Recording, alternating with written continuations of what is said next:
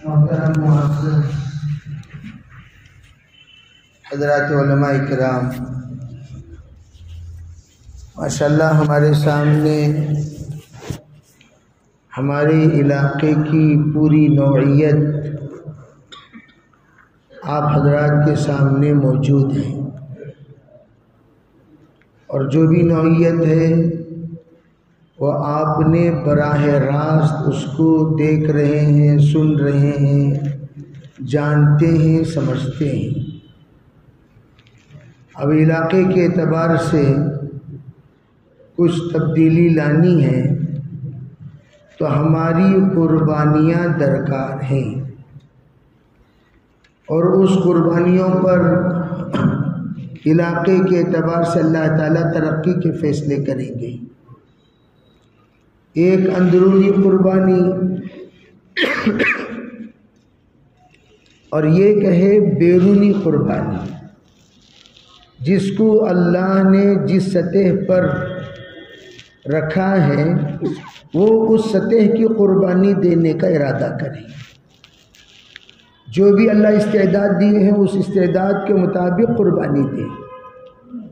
لا یکلف اللہ نفسا الا وسعها، ہماری وسعت سے بڑھ کر اللہ تعالی ہمیں تکلیف نہیں دیتے، اور جتنے ہم مکلف ہیں اتنی ہی ہم پر تکلیف بھی ہیں۔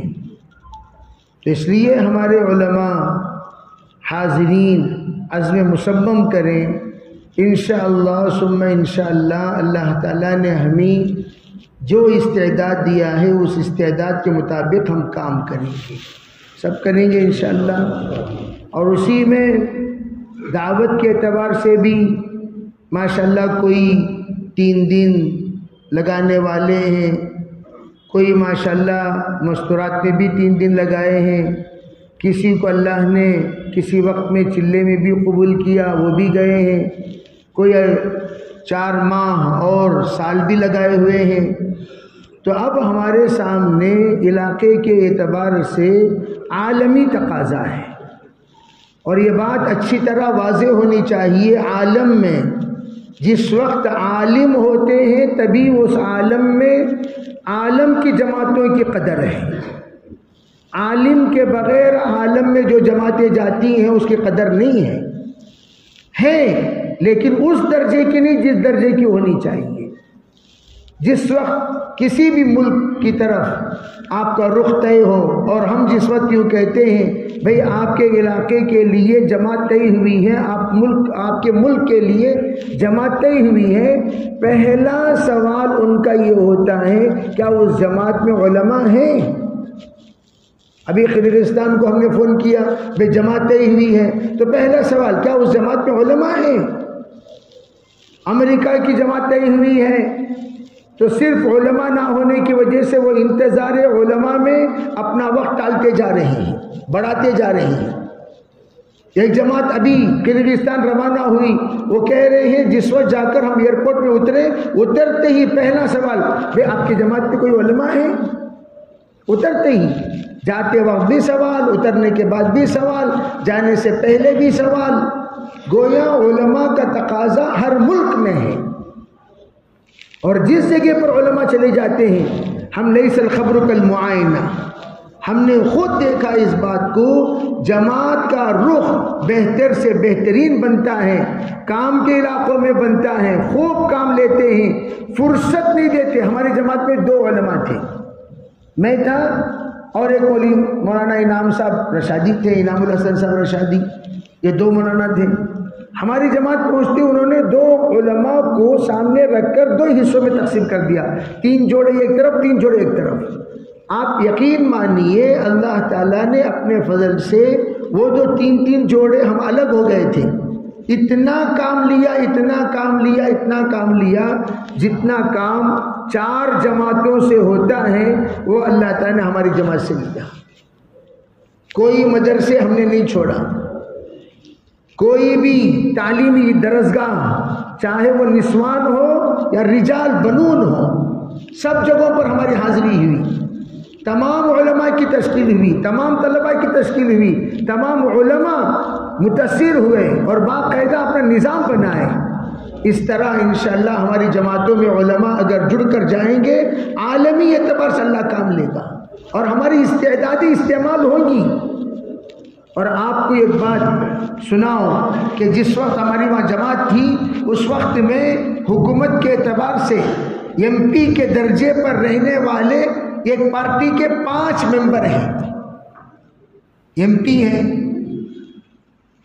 تو ان 5 کے جو لیڈر ہیں وہ بہت دنوں سے سنتا رہا ہے کہ یہاں ایک جماعت آئی ہوئی ہے، اس میں ایسی مذاکرے بھی ہوئے ہیں اور ماشاءاللہ کافی اس جماعت کے مذاکروں سے فائدہ ہو رہا ہے۔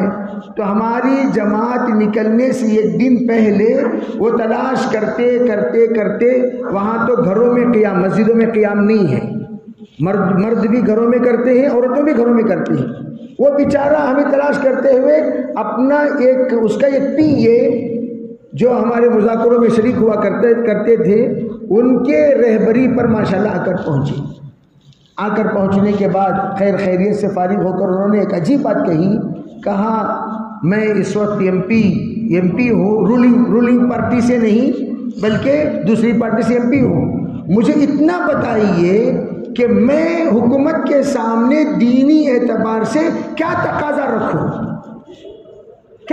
رکھوں، مجھے بتائیے، جو آپ کہیں گے اسی کے مطابق میں تقاضا رکھوں گا، پورے ممبروں کے سامنے پارلیمنٹ میں تقاضا رکھوں گا۔ اور آپ مجھے یہ بتائیے اسلامی حکومت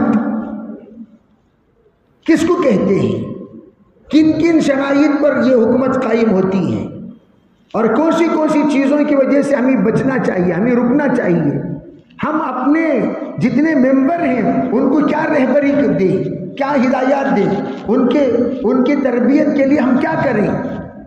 اور وہ بیچارہ ایسی باتیں پوچھ رہا تھا، میں یہاں پریشان ہو رہا تھا، یہ کون سی بھی گرفتاری، اتنے بڑے سوالات بیچارہ کر رہا ہے۔ حضرت قاری محمد طیب صاحب رحمۃ اللہ علیہ کی ایک بات یاد آئی، جامعہ ازہر میں جب حضرت پہنچے، تمام ازہری علماء جڑ کر، اساتذہ جڑ کر، جبال العلم اپنے فنون کے جڑ کر انہوں نے یہ پوچھا حضرت قاری صاحب رحمۃ اللہ علیہ سے، آپ کے نصاب میں جو منطق ہے، منطق اور فلسفہ، اس کا کیا فائدہ، ہمیں تو سمجھ میں نہیں آیا، اس لیے کہ جامعہ ازہر میں تو وہ نصاب میں ہے نہیں۔ آپ اتنا بتا دیجئے منطق اور فلسفے کا فائدہ کیا، اس کی حکمت کیا، وہ کس طریقے سے قرآن و حدیث میں استعمال ہو سکتے ہیں، ان کو کس طریقے سے ہم مفید سمجھ کر داخل نصاب کرنا چاہیے، آپ بتائیے۔